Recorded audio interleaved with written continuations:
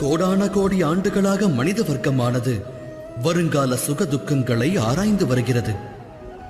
எதிர்கால துக்கத்தை விரட்டி அடிப்பதற்காக நாம் இன்றே யோசிக்க துவங்குகிறோம். ஆனால் எதிர்கால சங்கடத்தை இன்றே நிர்மூலமாக்குவதால் நமக்கு விளைவது நன்மையாகுமா இல்லை தீமையாகுமா?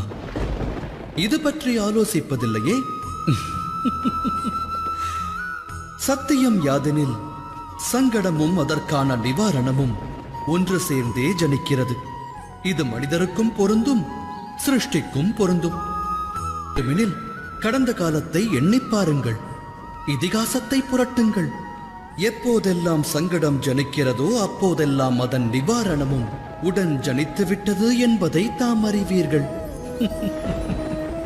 அது இறைவன் விதித்த விதி. மற்றொரு உண்மை யாதெனில்